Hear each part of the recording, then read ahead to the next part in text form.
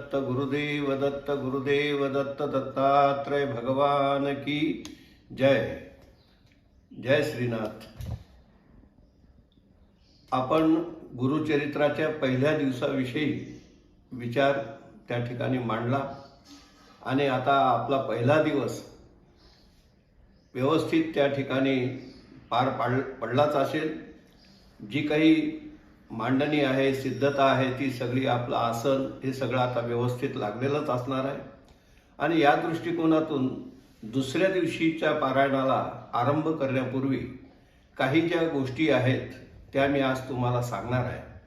हा व्हिडिओ जर आपण आधी पाहून घेतला पारायणाला बसण्यापूर्वी आदल्याच दिवशी, तर आपल्याला त्या दिवशी लागणारं साहित्य किंवा ज्या काही गोष्टींची आवश्यकता आहे त्याच्या तयारीच्या दृष्टिकोनातून ते उपयुक्त ठरेल। म्हणून या गोष्टीचा श्रोत्यांनी त्या ठिकाणी विचार नक्कीच करावा। आज दुसऱ्या दिवशी आपण पारायणाला बसणार आहोत, तर पहिल्या दिवशी मी जसं मंगलाचरण म्हणून काही आपल्या मांडणीमध्ये असलेल्या गोष्टी, त्याचं पावित्र्य, त्याच्यातून प्राप्त होणारी ऊर्जा, ग्रहण करण्याची पद्धती वगैरे विषयी आपण विचार केला। पण आज जो दुसरा दिवस आहे, या दुसऱ्या दिवसाचं जे काही 10व्या अध्यायापासून जे काही 21व्या अध्यायापर्यंत आपण जाणार आहोत, तर याच्यामध्ये जो काही साधारण एक क्रम आहे त्या क्रमामध्ये जर विचार केला तर भक्ताचं संकट कसं हरण झालं, श्रीपाद अवताराचं वर्णन आहे, गुरु परंपरेचं वर्णन आहे, विप्राची उदरव्यथा कशी गेली त्याच्याविषयीचं वर्णन आहे, दृष्ट यवनाला कसं शासन झालं ती एक लीला या ठिकाणी सांगितली गेलेली आहे। त्याच्यानंतर गोकर्ण क्षेत्राचं महिमान आहे, गुरुसेवा कशी असते त्याचं वर्णन आहे, द्विजाचा उद्धार कसा झाला, त्याच्यानंतर विप्राचं दैन्यहरण कसं केलं, औदुंबर क्षेत्राचं वर्णन, ब्रह्मसंबंध कसा दूर झाला आणि मृत बालक कसं संजीवन झालं, या अशा एक ना अनेक गोष्टींचा उहापोह या अध्यायांमध्ये पुढे आलेला आहे। आणि याचा एकंदरीत सगळ्या अध्यायांची संगती आणि त्याच्यातला मतितार्थ लक्षात घेऊन ज्या अर्थाने आजच्या दिवसाची जी शक्ती उदित आहे किंवा ऊर्जा आपल्याला प्राप्त होणार आहे, ती सांसारिक माणसाच्या दृष्टीने सुद्धा आणि पारमार्थिक साधकाच्या दृष्टिकोनातून सुद्धा अत्यंत महत्त्वाची आहे। म्हणून आजच्या दुसऱ्या दिवशी माझा असा आग्रह आहे की तुम्ही पारायणाला बसण्याच्या पूर्वी जर आपल्या घरी किंवा आजूबाजूला जवळपास कुठे जर गाय असेल तर पारायणाला बसण्यापूर्वी आपण पहिले गायीचं दर्शन नक्की घ्या। तिला शक्य असेल तर प्रदक्षिणा करा। थोडसा काही खाऊ घालता येत असेल तर चाऱ्याच्या रूपाने, प्रसादाच्या रूपाने काहीतरी तिला अन्न द्या, घास द्या। त्याच्यानंतर आपण जर साधक असाल, परमार्थिक साधक असाल, तर त्या दृष्टिकोनातून आपण एक भाग नक्की पहा की गायीच्या मानेचा जो भाग आहे, जो असा वरती जाडसर असा दिसून येतो, ती प्रत्यक्षात खऱ्या अर्थाने गायीच्या शरीरामध्ये असलेली ती सुषुम्ना नाडीचा भाग आहे। आणि जर एखादा साधक या सुषुम्ना नाडीच्या वरतून जर हात फिरवतो तर त्याला या गुरुचरित्राच्या ऊर्जेच्या सोबत आपली सुषुम्नेचा जो मार्ग आहे, अर्थात कुंडलिनीचा जो मार्ग आहे, तो मोकळा होण्याचा खूप मोठा लाभ होतो। आपण जर प्रापंचिक सांसारिक दृष्टिकोनातून विचार करत असाल तर आज गोकर्ण क्षेत्राचं जे महिमान या ठिकाणी आलेलं आहे, तर गोनाम इंद्रिय आणि कर्णनाम कान, याचा अर्थ इंद्रियांच्या संदर्भामध्ये हा विषय त्या ठिकाणी येतो। आणि या दृष्टिकोनातून सुद्धा गायीचं अत्यंत महत्त्व आहे। गाय ही लक्ष्मीकारक असल्या कारणामुळे आपल्या घरातलं दैन्य, दारिद्र्य किंवा जे जे काही वर्णन त्या ठिकाणी केलेलं आहे त्या दृष्टिकोनातून सुरुवातीला आपल्यासाठी ही गायीची पूजा, दर्शन अत्यंत महत्त्वाचं आणि लाभदायक ठरेल।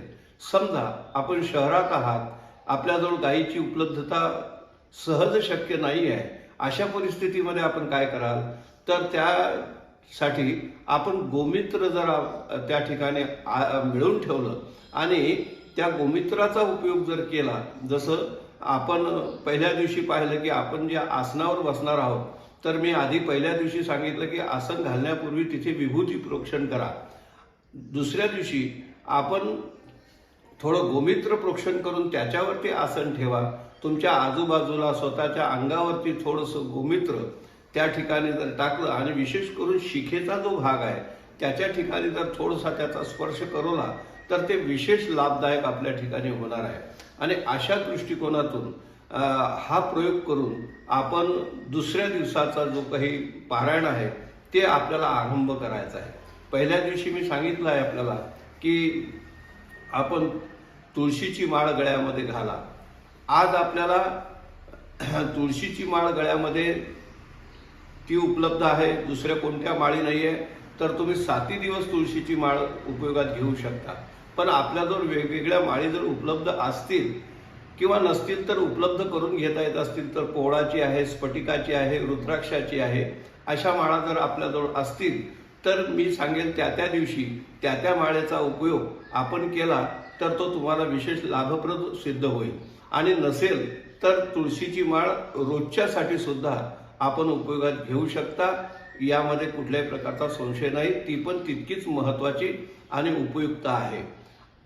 मी पहिल्या दिवशी सांगितलं होतं की आपण आपल्या जवळ तुळशीचं एखादं वृंदावन किंवा वृक्ष त्या ठिकाणी ठेवा पहिल्या दिवशीच्या याच्यामध्ये. तर आज दुसऱ्या दिवशी ही जी तुळस आहे, ही तुळस आता आपण ज्या ठिकाणून आणली त्या ठिकाणी परत ठेवून द्या.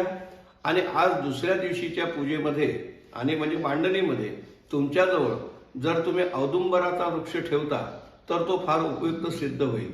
एखाद्या छोट्याशा कुंडीमध्ये तुम्ही तो औदुंबराचा वृक्ष ठेवा. आणि हेही शक्य नसेल तर मी आणखीन तुम्हाला उपाय सांगेल. पण औदुंबर जर तुम्हाला मिळाला, हा औदुंबर मोठा होणारा वृक्ष आहे, पण तो त्या ठिकाणी जर ठेवला दुसऱ्या दिवशी आणखीन मध्ये त्याचं आपल्याला काम पडणार आहे. मी त्या दिवशी ते तुम्हाला सांगेल. पण औदुंबर वृक्ष आपण जर ठेवला आणि त्या सानिध्यात आज दुसऱ्या दिवशीचं पारायण जर आपण कराल तर त्याची ऊर्जा आणखीन आपल्याला खूप चांगल्या प्रमाणामध्ये त्या ठिकाणी प्राप्त होणार आहे. ती सांसारिक दृष्ट्या सुद्धा आणि पारमार्थिक दृष्टी सुद्धा. औदुंबर वृक्ष जसा जसा मोठा होईल तसा तसा तुम्ही ह्या 7 दिवसाचं पारायण आटोपल्याच्या नंतर एखाद्या सार्वजनिक स्थळी किंवा मंदिराच्या परिसरात कुठेही या औदुंबर वृक्षाचं वृक्षारोपण करून एक सामाजिक कार्याला तुम्ही हातभार निश्चित लावू शकता. जर हेही तुमच्याकडून उपलब्धता सिद्ध होत नसेल, कारण वेगवेगळ्या दिवशी वेगवेगळी वृक्ष मी आपल्याला सांगणार आहे, जशा माळी आहेत तसे वृक्ष पण बदलणार आहे. म्हणून आपण एक आणखीन उपयोग करू शकता. जसे यज्ञाच्या ठिकाणी आपण समिधानचा उपयोग करतो, ज्याच्यामध्ये पिंपळ आहे, अघरडा आहे, पळस आहे, खैर आहे, औदुंबर आहे, रुई आहे. ह्या ज्या काही पवित्र वृक्षांच्या ज्या काही समिधा म्हणजेच काड्या ज्या एखाद्या पूजा विक्रीच्या दुकानामध्ये तुम्हाला सहज उपलब्ध होऊ शकतात. पण प्रयास हा करा की त्याचं एकत्र मिळणाऱ्या चूर्णापेक्षा जर प्रत्यक्ष स्वतंत्र वेगवेगळ्या समिधा तुम्हाला जर मिळत असतील तर त्या समिधा आपण आपल्या घरी आणून ठेवा आणि त्या समिधा आपल्या पारायणाच्या ठिकाणी ठेवा. या पारायणाच्या ठिकाणी अशा पद्धतीच्या समिधा आपण जर 7 दिवस ठेवतो किंवा दुसऱ्या दिवसापासून ठेवतो किंवा त्याच्यातली एक औदुंबर नाही आहे, औदुंबराची समिधा म्हणून आपण त्याच्यातली स्वतंत्र काढून ठेवतो. यापैकी तुम्हाला जसं शक्य होत असेल परिस्थिती अनुसार त्याप्रमाणे तुम्ही करू शकाल. तुम्ही म्हणाल महाराज तुम्ही इतके सगळे हे सांगताय, आम्ही नक्की काय करावं? हे मी एवढे वेगवेगळे प्रयोग याच्यासाठी सांगतो की देशकाल परिस्थितीप्रमाणे प्रत्येकाची परिस्थिती भिन्न भिन्न असते. कुठे अनुकूलता आहे, कुठे नाही आहे. खरं तर हे पारायण औदुंबर वृक्षाच्या खाली बसून सुद्धा पारायण करणारे आहे, काही नदीच्या तीरावरती करणारे आहे, काही मंदिरात देवालयात बसून करणारे आहेत, काही घरामध्ये करणारे लोक आहेत. अशा वेगवेगळ्या सगळ्या त्याची परिस्थिती असल्या कारणामुळे मी ह्या सगळ्यांच्या दृष्टिकोनातून हे आपल्याला सांगतोय की समिधांचा संग्रह जर आपल्याजवळ असेल, तुम्ही एकत्र समिधा 7 दिवस ठेवल्या तरी चालेल, किंवा मी ज्या दिवशी जो वृक्ष सांगतोय तो वृक्ष आपल्याजवळ उपलब्ध नसेल आणि त्याच्यातली समिधा काढून तुम्ही त्या ठिकाणी ठेवली तर मग मात्र त्याचा उपयोग नक्की होणार आहे. पण मात्र ही समिधा ठेवत असताना एक गोष्ट आवर्जून आणि आवश्यक करा की त्याला शुद्ध गाईच्या तुपाचा थोडासा त्या समिधाला जर आपण स्पर्श करवला तर ती फार उपयुक्त होणार आहे. आणि दत्त जयंतीच्या दिवशी या सगळ्या समिधांचं काय करायचं हे पण मी तुम्हाला शेवटच्या दिवशी निश्चित सांगणार आहे. म्हणून या संविधानचा असेल किंवा प्रत्यक्ष वृक्ष आपल्याला मिळत असेल तर त्याचा उपयोग करून आपण आपल्या पारायणाचा आरंभ करा. बघा, या दुसऱ्या दिवशी जी उदित शक्ती आहे आणि एकंदरीत अध्यायांच्या संगतीचा जर विचार केला तर पहिले मंगलाचरण पहिल्या दिवशी झाल्याच्या नंतर दुसऱ्या दिवशीचा भाग याच्यासाठी येतो की एखादी व्यक्ती ज्या वेळेला एखादं अनुष्ठान करायला बसते त्यावेळेला त्याच्यामध्ये त्याचे शारीरिक असतील, मानसिक असतील किंवा आणखीन जे जे काही अडसर असतील ते दूर झाल्याशिवाय, म्हणजे शारीरिक मानसिक स्वास्थ्य नीट असल्याशिवाय आपलं चित्त पारायणामध्ये लागू शकत नाही. आणि त्या दृष्टिकोनातून हा विचार या ठिकाणी केला गेलेला आहे की आपण एखाद्या नदीच्या किनारी, मंदिरामध्ये, वृक्षाखाली जाऊ शकत नाही, तर गोकर्ण क्षेत्र हे या ग्रंथाच्याच रूपाने ती ऊर्जा जी गोकर्ण क्षेत्राची आहे ती आपल्याला घरातच आपल्याच अनुष्ठानात कशी प्राप्त होते आणि त्याच्यामुळे आपल्या इंद्रियांच्या मध्ये असलेल्या वासना असतील या कशा शांत होतात आणि कशी एक उत्तम ऊर्जा आपल्याला प्राप्त होते याचा आपल्याला निश्चित अनुभव येईल. वृक्ष वल्ली आम्हा सोयरी वनचरी म्हणत तुकोबारायांनी ज्या वृक्षांचा गौरव केलेला आहे आणि आज ती जी काळाची गरज आहे त्याच्यापासून ज्या प्राप्त होणाऱ्या ऊर्जा आहेत या खरोखरच आपल्यासाठी किती महत्वाच्या ठरतात. या दृष्टिकोनातून आपण जर दुसऱ्या दिवसाचा विचार केला तर आपल्याला असा अनुभव येईल की तिसऱ्या दिवसापासून या पारायणाच्या बैठकीमध्ये जे काही शारीरिक, मानसिक किंवा ज्या काही इतर अडचणी येतात त्या हळूहळू दूर झालेल्या असतील आणि आपण एका स्वस्थ चित्त आणि प्रसन्न अंतःकरणाने गुरुभक्तीमध्ये रममान होऊन आपल्या पारायणाचा आनंद आणि त्या ऊर्जेचा स्रोत आणि दत्त प्रभूची, भगवंताची कृपा आपल्यास प्राप्त होऊन आणि आपली उत्तरोत्तर प्रगती या ठिकाणी निश्चित होणार आहे. म्हणून या पारायणाचा एक चांगला कसा उपयोग करून घेता येतो आणि काय त्याच्या मागचं हे अनुष्ठान किती महत्वाचं आहे हे याच्यातून सिद्ध होते. सरस्वती गंगाधरांनी हा ग्रंथ केवळ एक चमत्कार किंवा कोणत्या याला खतपाणी घालण्या, अंधश्रद्धेला खतपाणी घालण्याच्या दृष्टीने लिहिलेला नसून त्याचे जर मतितार्थ आपण शोधून घेतले तर मात्र त्याच्यातून आपल्याला अर्थबोध नक्की होतो. उदाहरणार्थ म्हणून जसं उदरव्यथेची हे आहे तर ही उदरव्यथा म्हणजे पोटदुखीचा हा एक अर्थ जसा होतो तर तुम्ही बघा दुसरा अर्थ हाही होतो की प्रत्येक माणसाला सकाळपासून संध्याकाळपर्यंत नव्हे तर आयुष्यभर या पोटासाठीच किंवा त्या उदर भरण्यासाठीच याच पोटदुखीसाठी हा सगळा प्रपंच जो करावा लागतो ती पोटदुखी कशी दूर होते आणि म्हणजे याचा अर्थ ह्या प्रपंचिक याच्यामधल्या अडचणी कशा दूर होतात आणि आपल्याला एक सुंदर स्वस्थ जीवन कसं प्राप्त होते हे त्याच्यातले गोड असे अर्थ आहेत आणि त्या सगळ्या ऊर्जा आपल्याला त्या त्या दिवशी त्या त्याप्रमाणे प्राप्त व्हाव्या